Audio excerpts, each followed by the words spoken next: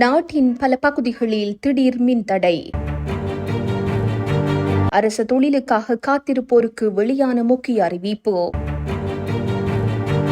இந்தியாவிலிருந்து யாழிற்கு படகில் வந்த கஞ்சா பதுங்கியிருந்து பிடித்த காவல்துறை. திடீரென மூடப்படும் தூதரகம், கனேடிய அரசாங்கம் வெளியிட்டுள்ள அறிவிப்பு. வெடித்து சிதறிய IRIS டீனா, ஈரானின் அதிரடி அறிவிப்பால் அதிகரிக்கும் பதற்ற நிலை.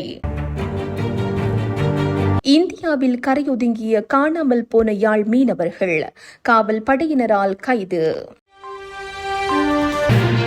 புதிய அனுராதபுரம் மற்றும் வவுனியா மின் விநியோகத்தில் ஏற்பட்ட தொழில்நுட்ப கோளாறு காரணமாக நாட்டின் பல பகுதிகளில் மின்சாரம் தடைப்பட்டதாக மின்சார சபை தெரிவித்துள்ளது. குறித்த தொழில்நுட்ப கோளாறு காரணமாக தேசிய மின் கட்டமைப்பு தொகுதியின் அதிர்வெண்ணில் ஏற்பட்ட மாற்றம் காரணமாக களநிதிச ஒருங்கிணைந்த சுழற்சி மின் நிலையத்தின் நீராவி விசையாழி செயலிழந்து அது கட்டமைப்பிலிருந்து துண்டிக்கப்பட்டுள்ளது. இதன் காரணமாக தேசிய மின் கட்டமைப்பு தொகுதியில் 55 மெகாவாட் மின்சார கொள்ளளவு இழக்கப்பட்டதால் நாட்டின் சில பகுதிகளில் இவ்வாறு மின்தடை ஏற்பட்டதாக தெரிவிக்கப்படுகிறது. எவ்வாறாயினும் சில நிமிடங்களிலேயே நிலைமையை மீண்டும் வழமைக்கு கொண்டுவர முடிந்ததாக மின்சார சபை மேலும் தெரிவித்துள்ளது. இலங்கையின் அரசு சேவையில் நிலவும் 15,839 புதிய ஆட்சேர்ப்புகளை மேற்கொள்வதற்கு அமைச்சரவை உத்தியோகபூர்வமாக அனுமதி வழங்கியுள்ளது. இலங்கை அரசாங்கத்தின் அமைச்சுக்கள் மற்றும் மாகாண சபைகளில் நீண்ட காலமாக நிலவி வரும் வெற்றிடங்களை நிரப்பும் நோக்கில் இவ்வாறு அனுமதி வழங்கப்பட்டுள்ளது. பிரதமரின் செயலாளரின் தலைமையில் நியமிக்கப்பட்ட விசேட குழுவின் பரிந்துரைகளுக்கு அமைவாக இந்த தீர்மானம் எடுக்கப்பட்டுள்ளதாக தெரிவிக்கப்படுகிறது. 2024 டிசம்பர் 30 அன்று அமைச்சரவையால் நியமிக்கப்பட்ட இந்த குழு பொதுச்சேவையின் அத்தியாவசிய தேவைகள் மற்றும் முன்னுரிமைகளை ஆய்வு செய்து இந்த அறிக்கையை சமர்ப்பித்திருந்தது. அதிகப்படியான ஆட்சேர்ப்புகள் பாதுகாப்பு மற்றும் பொதுமக்கள் பாதுகாப்பு அமைச்சுக்களில் இடம்பெறவுள்ளதாக முக்கிய அமைச்சுக்களின் விவரங்கள் இவ்வாறு குறிப்பிடப்பட்டுள்ளது. பாதுகாப்பு அமைச்சில் 9,794 வெற்றிடங்களும், பொது பாதுகாப்பு மற்றும் நாடாளுமன்ற விவகார அமைச்சில் 1,915 வெற்றிடங்களும், சுகாதார மற்றும் ஊடக அமைச்சில் 776 வெற்றிடங்களும், துறைமுகங்கள் மற்றும் சிவில் விமான போக்குவரத்து அமைச்சில் 339 வெற்றிடங்களும் காணப்படுகின்றன. அத்துடன் கல்வி, உயர்கல்வி மற்றும் தொழிற்கல்வி அமைச்சில் 300 வெற்றிடங்களும், நிதி, பொருளாதார உறுதிப்பாடு மற்றும் அபிவிருத்தி அமைச்சில் 214 வெற்றிடங்களும், நீதி மற்றும் தேசிய ஒருமைப்பாட்டு அமைச்சில் 67 வெற்றிடங்களும் நிலவுகின்றன. மேலும் மாகாண சபைகளிலும் கணிசமான அளவில் வெற்றிடங்கள் நிரப்பப்பட உள்ள நிலையில் மாகாண சபைகளுக்கான ஒதுக்கீடு இவ்வாறு அமைந்துள்ளது. வடமாகாண சபையில் 411 வெற்றிடங்களும், வடமேல் மாகாண சபையில் 401 வெற்றிடங்களும், கிழக்கு மாகாண சபையில் 282 வெற்றிடங்களும், சப்ரகமுவ மாகாண சபையில் 236 வெற்றிடங்களும், ஊவா மாகாண சபையில் 146 வெற்றிடங்களும் நிரப்பப்பட உள்ளன. இந்த பாரிய ஆட்சேர்ப்பு நடவடிக்கையானது பொது சேவையின் வினைத்திறனை அதிகரிப்பதுடன் அரசு நிர்வாக கட்டமைப்பை மேலும் வலுப்படுத்தும் என்று எதிர்பார்க்கப்படுகின்றமை குறிப்பிடத்தக்கது. யாழ்ப்பாணத்தில் 368 கிலோ கேரள கஞ்சாவுடன் இளைஞர் ஒருவர் கைது செய்யப்பட்ட நிலையில் அவருடன் கஞ்சா கடத்தலில் ஈடுபட்ட இருவர் தப்பி சென்றுள்ள நிலையில் அவர்களை கைது செய்ய காவல்துறையினர் நடவடிக்கை எடுத்துள்ளனர்.